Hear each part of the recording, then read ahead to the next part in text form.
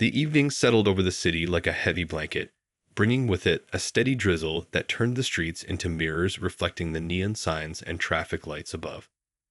Inside the towering glass and steel Thompson building, Mrs. Chen gathered her things, trying to ignore the growing headache behind her eyes. As one of the firm's top corporate attorneys, she'd spent the last 12 hours negotiating a complex merger deal, and her brain felt like it was stuffed with cotton. She glanced at her phone, where a message from her husband blinked on the screen. Stuck in court. Might be another hour. A small smile played across her lips as she pictured him, probably still in the middle of another passionate argument about someone's civil rights. That was just who he was, always fighting the good fight. The security guard at the front desk looked up as she passed. Heading home, Mrs. Chen. Weather's getting nasty out there. Finally, she replied, suppressing a yawn. Think I might treat myself to a taxi tonight instead of waiting. Good call. Be safe out there. The moment she stepped outside, the rain plastered her silk blouse to her skin. She pulled her blazer tighter, grateful she'd worn pants today instead of a skirt. The streets were oddly quiet for a Thursday evening, with just a few determined souls hurrying past under umbrellas. Mrs. Chen moved to the curb, her designer heels clicking against the wet pavement as she raised her hand to hail a cab.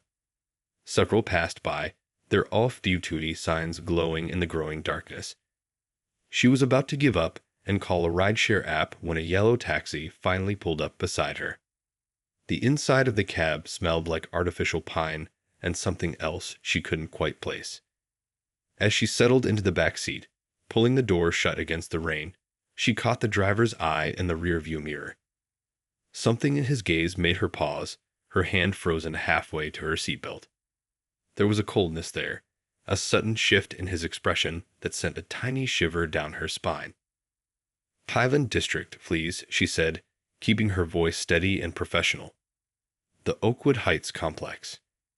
The driver didn't respond immediately, just stared at her through the mirror for a moment too long. Then he pulled away from the curb with a sharp jerk that made her grab the door handle. Mrs. Chen tried to shake off her unease. She was being silly, letting her exhaustion make her paranoid. She'd taken hundreds of cab rides before. This was just another Thursday evening, just another ride home to her husband and their cozy apartment with the view of the park. She watched the familiar buildings slide past through rain-streaked windows, the streets growing darker as the last traces of daylight faded from the sky. Her phone buzzed again. Another message from her husband. Almost done here. Want me to pick up dinner? Before she could reply, the taxi suddenly swerved, taking a sharp left turn that sent her shoulder bumping against the door.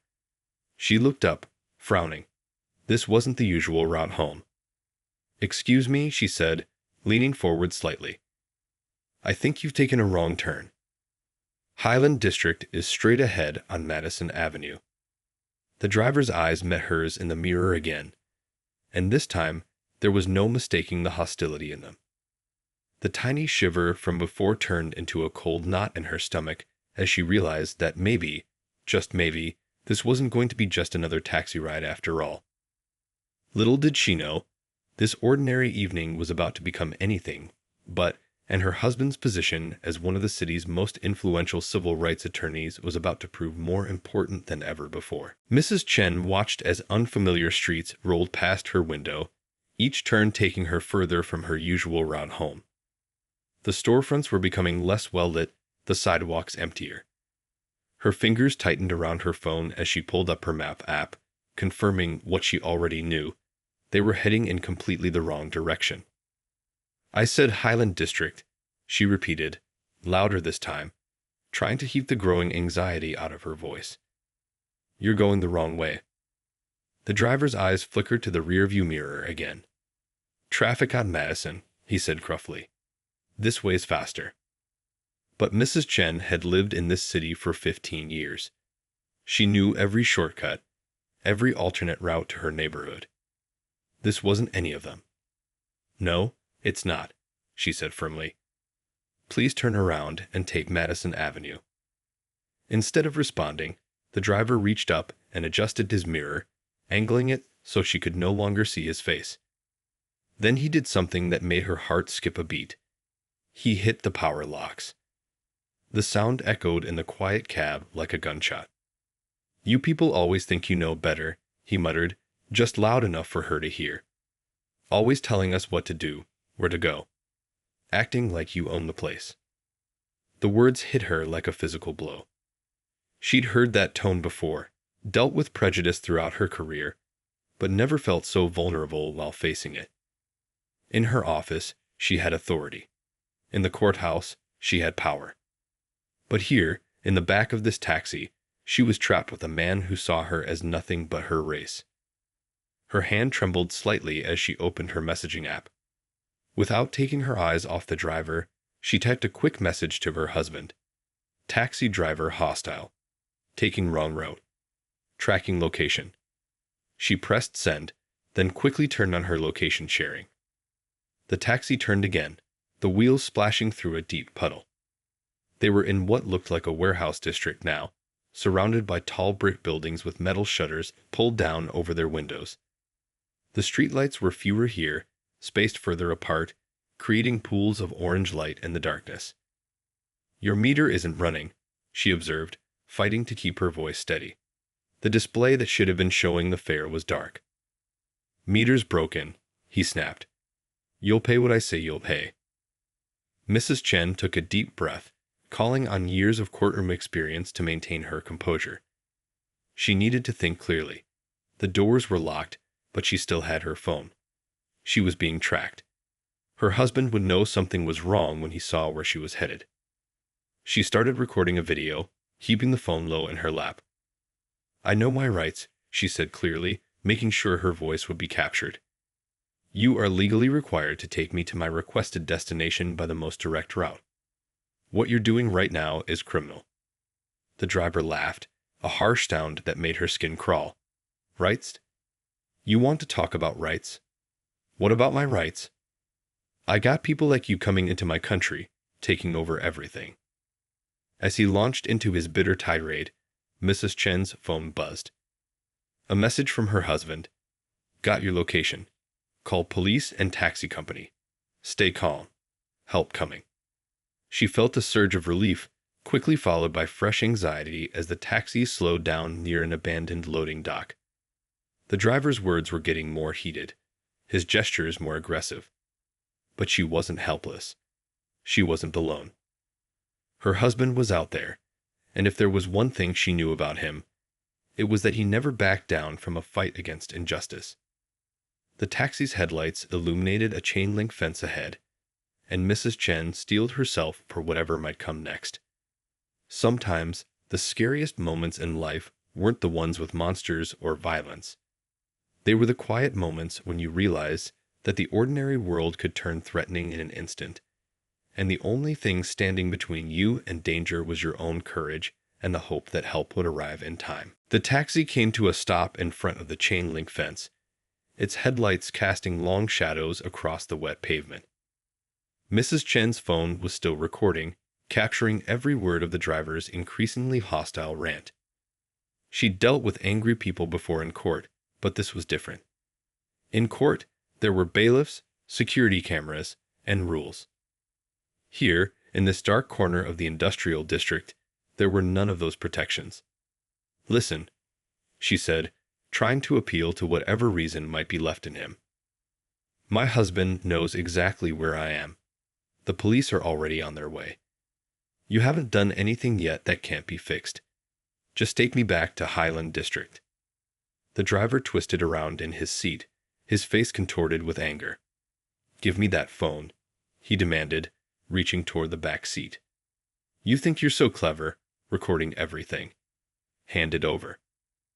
Mrs. Chen clutched her phone tighter, angling her body away from his reaching hand. "No," she said firmly, even as her heart hammered in her chest. "This phone is my property, and you have no right to take it." He grabbed at her wrist, but years of martial arts training with her mother kicked in. She pulled back sharply, breaking his grip. "Don't touch me." Her voice rang out clear and strong in the confined space. That's assault. You're already facing serious charges. Do you really want to make this worse? The driver's face grew red. You're threatening me? In my own taxi. He slammed his hand against the partition separating them. You people come here, thinking you're better than everyone else. Think your fancy clothes and fancy jobs make you special.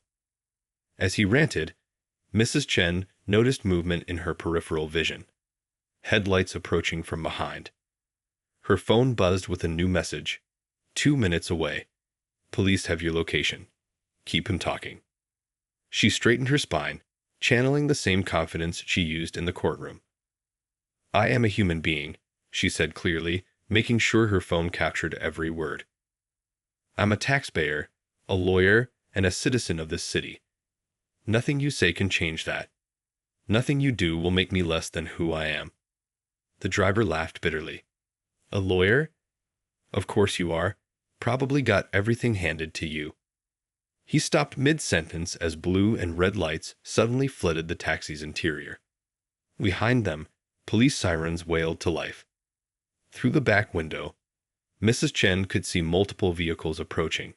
Police cars, another taxi with company markings, and her husband's familiar black sedan. The driver's face drained of color.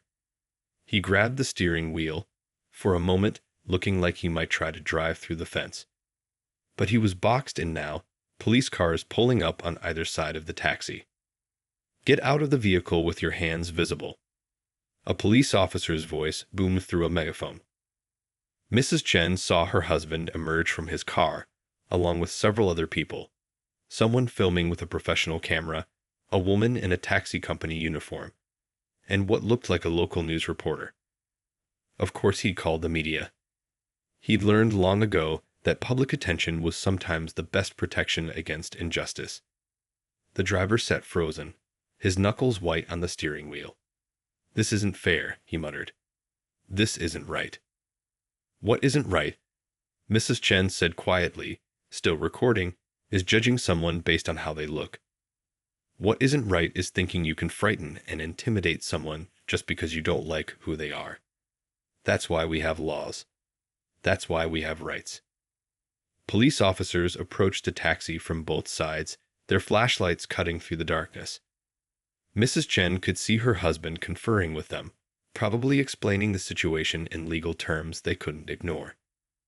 As the officers ordered the driver out again, she took a deep breath, realizing her hands were shaking slightly. But she hadn't let fear silence her. She hadn't let hate win. And now she had everything recorded. Evidence that would help ensure this never happened to anyone else in her city. Sometimes, she thought, the scariest moments in life become the ones that make the biggest difference, if you're brave enough to face them head-on. The next few minutes unfolded like a scene from a movie, but this was terrifyingly real. Police officers surrounded the taxi, their flashlights creating a web of bright beams through the rain. Mrs. Chen watched as they ordered the driver out, their voices firm and professional. He hesitated, still gripping the steering wheel, but finally raised his hands and slowly opened his door. Step out of the vehicle and keep your hands where we can see them, an officer commanded. The driver complied, his earlier bravado replaced by nervous glances at the growing crowd of witnesses. Mrs. Chen jumped slightly as someone tapped on her window, but it was a female officer, her face concerned. Ma'am, are you all right? Can you unlock your door? I can't, Mrs. Chen replied, her voice steady despite her racing heart. He engaged the child locks. You'll need to unlock it from the outside. While the officers dealt with the doors, she could see her husband speaking with a taxi company representative.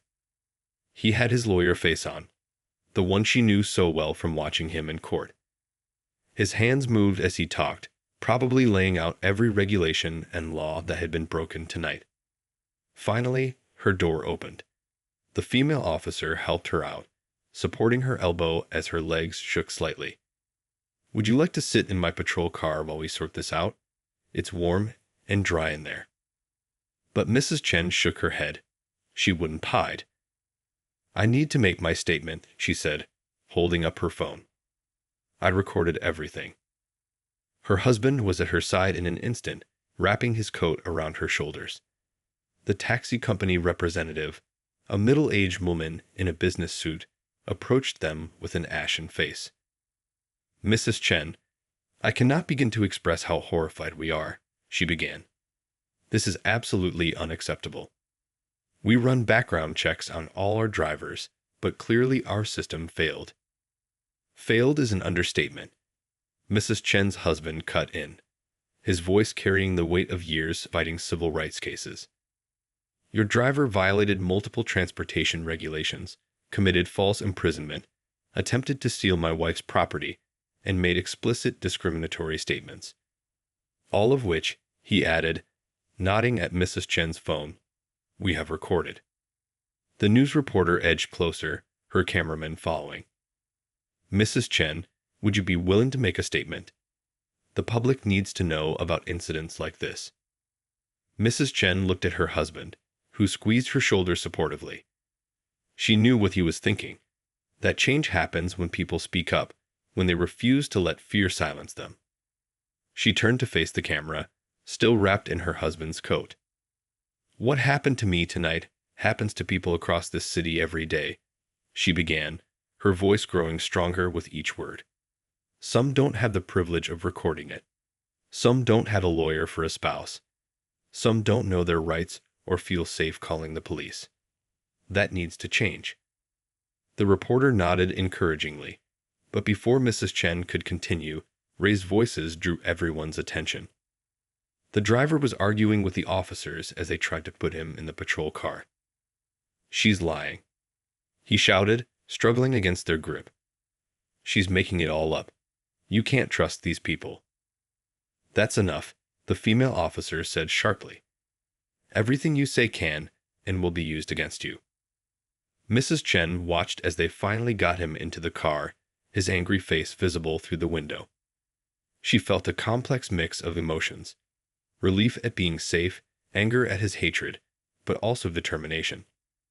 This incident would have consequences beyond just one bad driver losing his job. Her husband was already laying out their next steps to the taxi company representative. Immediate policy changes, enhanced background checks, mandatory bias training, clear protocols for tracking every ride. This wasn't just about punishment. It was about prevention, about making sure no one else would experience what she had tonight. The rain had finally stopped, and more news vans were pulling up. What had started as a terrifying taxi ride was turning into something bigger, a moment that might actually lead to real change. Sometimes, Mrs. Chen thought, that's how progress happens, not through grand gestures, but through ordinary people refusing to accept injustice, even on a rainy Thursday night. Back at the police station, Mrs. Chen sat in a brightly lit interview room, a cup of untouched coffee growing cold in front of her. Her husband stood by the window, talking quietly on his phone while detectives reviewed the recording from her phone. The events of the evening felt almost surreal now, under the harsh fluorescent lights. "Your recording is incredibly clear," Detective Wong said, looking up from her tablet. "And you kept your composure throughout the entire incident. That's not easy to do in a situation like that." Mrs. Chen smoothed her rain-dampened skirt, remembering the fear she'd fought to control. "When you spent years dealing with subtle discrimination in courtrooms and boardrooms, you learned to stay calm. Though I'll admit, this was different. More immediate." Her husband finished his call and returned to the table.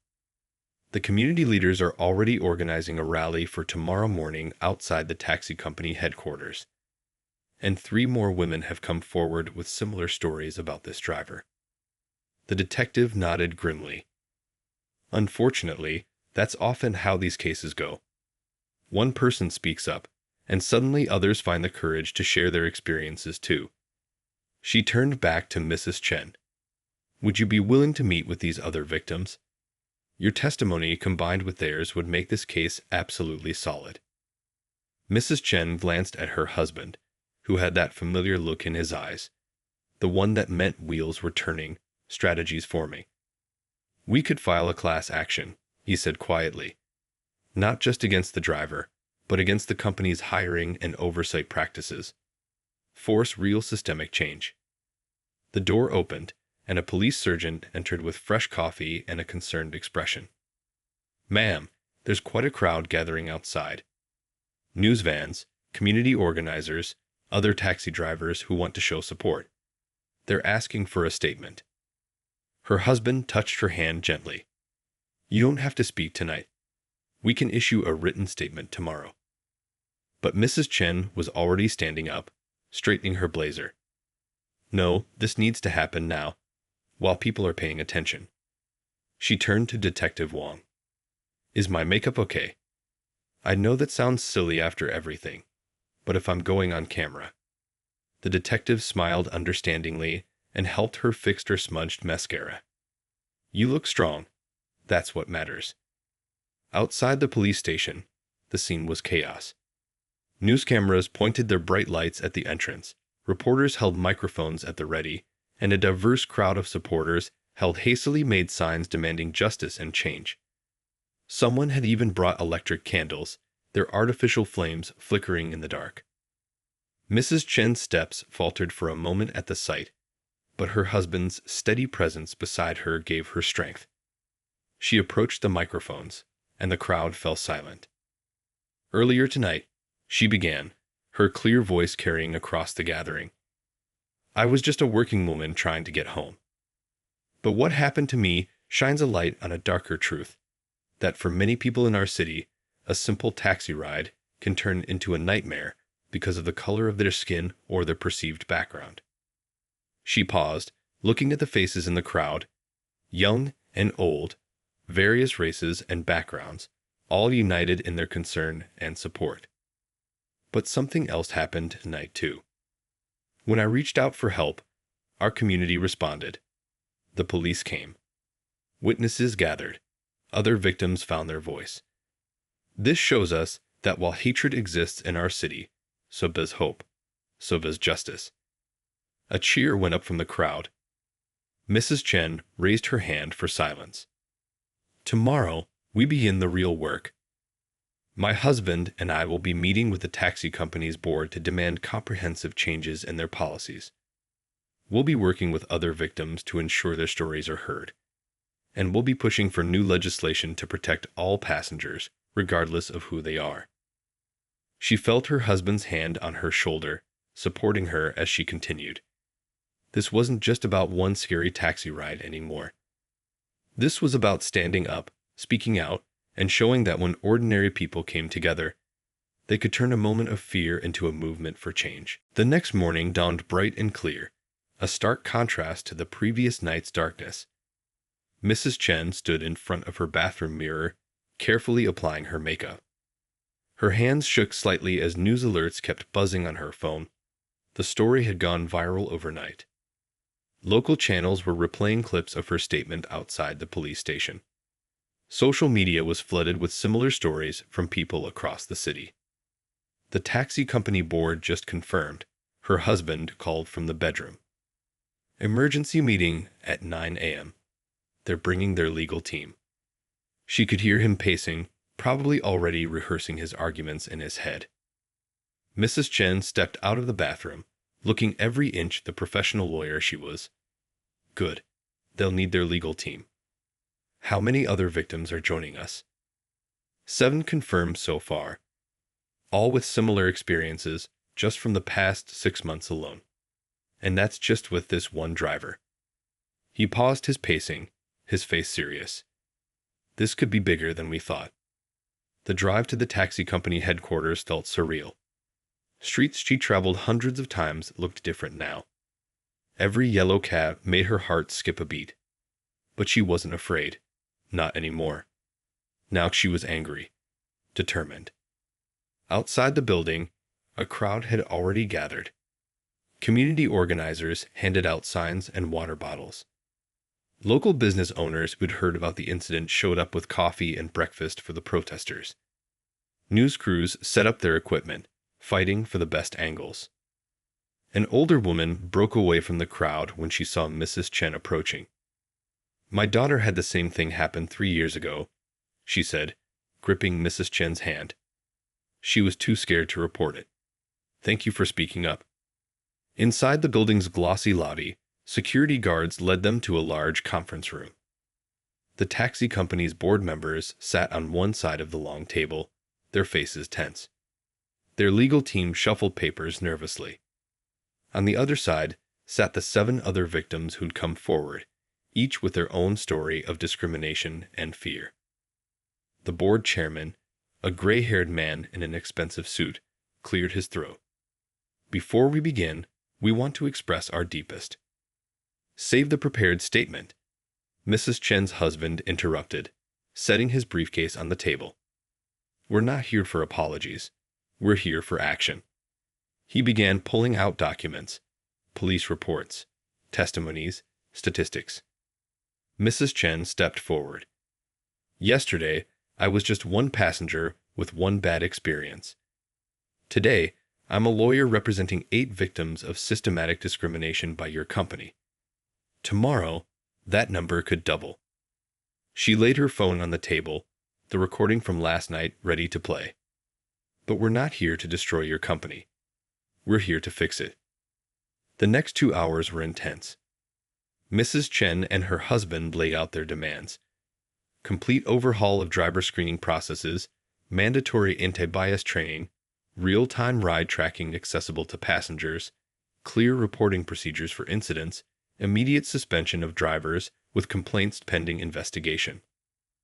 One board member tried to argue about costs. Another mentioned practical limitations. But then each victim stood up and told their story. A young student who'd missed an exam because a driver refused to take her to her destination. A businessman who'd been subjected to racial slurs. A grandmother who'd been left stranded in a dangerous area. By the time the last person finished speaking, the board's resistance had crumbled. The chairman looked shaken. We had no idea it was this widespread, he admitted.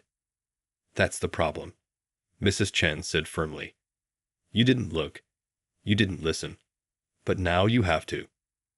Outside, the crowd had grown larger. Someone had set up speakers, playing music that mixed with the chants for justice. Signs waved in the morning sun. Safe rides for all. Stop the hate. Drive out discrimination. As Mrs. Chen and her husband emerged from the building, the crowd fell silent, waiting. She stepped up to the microphones that were quickly thrust forward. Today, she announced, marks the beginning of real change in our city's transportation system. The taxi company has agreed to implement comprehensive reforms. The crowd erupted in cheers, but she wasn't finished. This was just the start. The courthouse steps were crowded the following week as Mrs. Chen and her husband made their way inside for the driver's arraignment hearing. The case had grown far beyond a single incident now. Local news stations had dug deeper, uncovering similar complaints across multiple taxi companies. What started as one frightening ride had sparked a citywide conversation about transportation safety and discrimination. Inside the courtroom, Mrs. Chen sat straight-backed in the gallery, watching as the driver was led in wearing an orange jumpsuit, such a different sight from the threatening figure he'd been in the taxi's rearview mirror. He looked smaller now, diminished under the fluorescent lights and the weight of the law.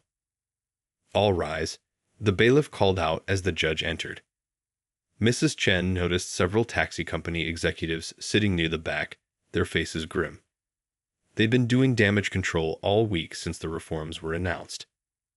The prosecutor, a sharp-eyed woman in a navy suit, stood to read the charges: false imprisonment, attempted robbery, criminal threatening, civil rights violations.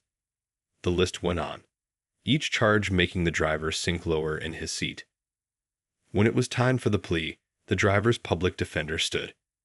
Your Honor, my client wishes to enter a plea of not guilty. He maintains that this was a simple misunderstanding about the route. Objection, Your Honor, the prosecutor cut in. We have clear audio and video evidence of the defendant making explicitly discriminatory statements while holding the victim against her will. Mrs. Chen's husband squeezed her hand as her recording was mentioned. That quick decision to document everything had made all the difference. The judge looked over his glasses at the defense attorney, his expression stern. Counselor, I've reviewed the evidence. This was no misunderstanding. Your client imprisoned a woman in his taxi, threatened her, and attempted to steal her phone to destroy evidence. Bail is set at $50,000. During a break in the proceedings, Mrs. Chen stepped into the courthouse hallway for some air. A young woman approached her hesitantly. She recognized her as one of the other victims who'd come forward. I just wanted to say thank you, the young woman said softly. I've been taking the bus for months, too scared to get in another taxi. But watching you stand up to him, seeing all these changes happening, it gives me hope. Back inside the courtroom, the proceedings continued. The prosecutor outlined the broader implications of the case, how it would set precedent for handling similar incidents. Mrs. Chen's husband had been consulting with her, sharing his civil rights expertise. But the real action was happening outside the criminal justice system. The taxi company's new policies were already being implemented. Every cab now had prominently displayed information about passenger rights and reporting procedures. Driver background checks had been intensified. A new app feature let passengers share their real-time location with emergency contacts. Other companies in the city were following suit, not wanting to be left behind as public awareness grew. Community organizations were organizing free workshops about passenger rights. Local politicians were drafting new legislation to make these changes permanent. During a recess, a reporter caught up with Mrs. Chen near the water fountain. Looking back, she asked, "Were you scared that night in the taxi?" Mrs. Chen thought carefully before answering. Of course I was scared. Anyone would be. But I was also angry. Angry that in our city, in this day and age, someone thought they could treat another human being that way and get away with it. She paused, watching various people hurry past through the courthouse halls. Lawyers, judges, ordinary citizens seeking justice. But what happened next showed me something important. When we speak up, when we stand together, when we demand better, change is possible. Real change, not just nice words and empty promises. The reporter nodded thoughtfully. And what would you say to others who might find themselves in similar situations? Mrs. Chen straightened her shoulders, thinking of all the messages she'd received from people sharing their own stories of discrimination and fear. I'd tell them they're not alone, that their voice matters, that sometimes the scariest moment of your life can become the moment you help make things better for everyone. 3 months after that rainy night, Mrs. Chen stood at a podium in City Hall, facing a packed chamber of council members, activists, and citizens. The newly proposed Transportation Safety and Rights Act, already being called the Chen Bill by local media, was up for its final vote. When I got into that taxi, she began, her voice clear and strong, I was just trying to get home after a long day at work. I never imagined that moment would lead to this. She gestured at the thick document in front of her, the result of countless hours of work by her husband, community leaders, and city officials. The council chamber was so full that people stood along the walls. Many faces in the crowd were familiar now. Other victims who'd come forward, taxi drivers who supported the reforms, community activists who'd helped organize support. Even some of the taxi company executives were there, having finally realized that these changes would benefit everyone in the long run. This bill isn't just about making taxis safer, she continued. It's about saying that in our city, everyone deserves to travel without fear. Everyone deserves respect, regardless of how they look or where they come from.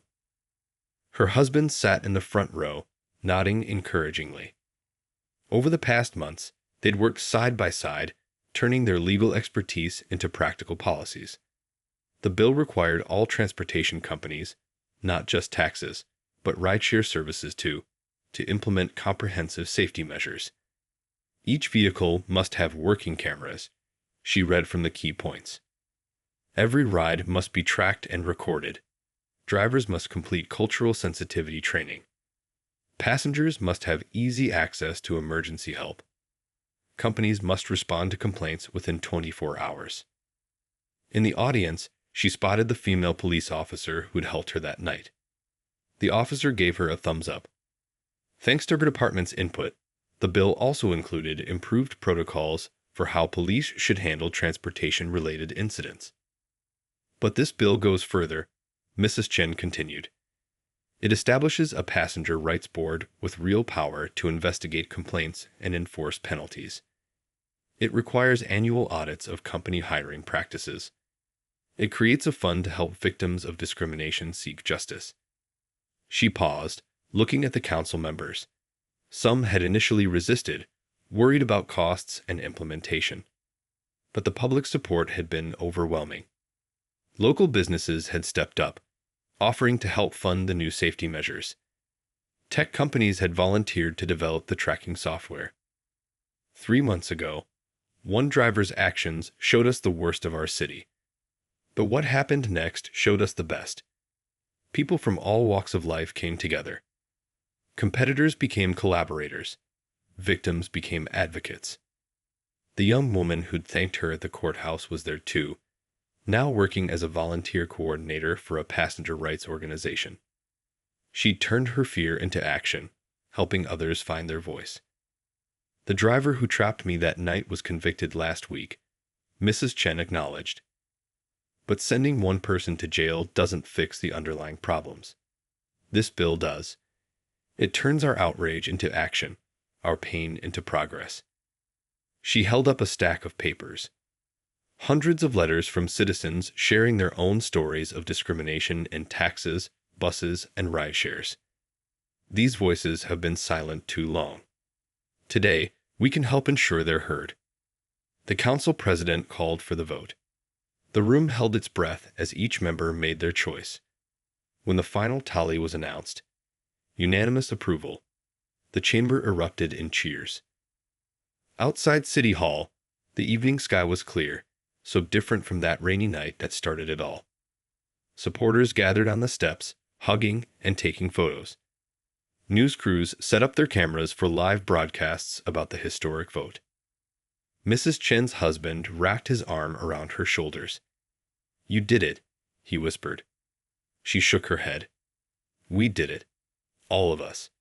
She looked at the celebrating crowd. "And we're not done yet. This is just our city. There are others out there who need the same protections." A young girl approached her, holding a hand-drawn sign that read, "Heroes look like everyone." Mrs. Chen smiled, remembering how alone she'd felt in that taxi. Now, she was part of something much bigger, a movement for change that would help ensure no one else would have to face that kind of fear alone. 1 year later, Mrs. Chen stood in front of a full auditorium at the National Transportation Safety Conference. The stage backdrop displayed a simple but powerful message: safe rides, safe cities. Representatives from cities across the country had gathered to learn about what the media now called the Chen model of transportation reform. "It's hard to believe," she began, looking out at the eager faces, "that all this started with one frightening taxi ride." She clicked to the first slide of her presentation, showing the dark industrial area where she'd been trapped that night. But sometimes the darkest moments light the way forward. In the front row, her husband beamed with pride. Next to him sat the taxi company's new chief of passenger safety, the same woman who'd stood with them at that first emergency board meeting. The company had completely transformed under the new regulations, becoming a national model for inclusive transportation. In just 1 year, Mrs. Chen continued, our city has seen a 90% decrease in reported discrimination incidents. Every taxi and rideshare vehicle now has clear safety features. She clicked through slides showing the new panic buttons, camera systems, and tracking apps that had become standard. But the numbers told only part of the story. The real changes were visible in the small moments. A young woman confidently hailing a cab at night. An elderly passenger using the new multilingual help system. Drivers proudly displaying their anti-bias training certificates. The most surprising outcome, she said, switching to a new slide, was how this united our community. Former rivals now work together on our passenger rights board. Companies that once competed now share safety resources. She spotted familiar faces in the audience. The police detective who'd handled her case, now training other departments in transportation safety protocols. The young activist who'd organized those first protests, now running a successful advocacy organization. But we face challenges too, she admitted honestly. Change isn't easy. Some companies initially resisted the costs. Some drivers worried about excessive monitoring. She paused, letting that sink in. But here's what we learned. Safety isn't just good policy, it's good business. The statistics backed her up. Tourism had increased since the reforms made headlines. Transportation companies reported higher customer satisfaction. Even driver income had improved as passengers felt more confident using their services. Most importantly, she said, her voice softening, we've created a model that any city can adapt. She gestured to the conference attendees. Each of you can take these ideas home and make them work for your communities. The Q&A session that followed was lively. Officials from other cities shared their own challenges with transportation discrimination. Mrs. Chen and her husband answered questions about implementation costs, legal frameworks, and community engagement. During the lunch break, a taxi driver from another state approached her. You know, he said, when I first heard about all these changes, I thought it was too much. But then I realized, this protects us drivers too. Now everyone knows the rules, everyone feels safer. Later that afternoon, Mrs. Chen led a workshop on establishing passenger rights boards. The room was packed with city officials, civil rights lawyers, and transportation executives, all taking notes and sharing ideas. Remember, she told them, this isn't just about preventing bad things from happening. It's about creating a system where good things can flourish, where every ride builds trust, where every passenger and driver feels respected. As the conference wound down, she found a quiet moment to stand by the window, watching taxis and rideshare vehicles move through the busy street below.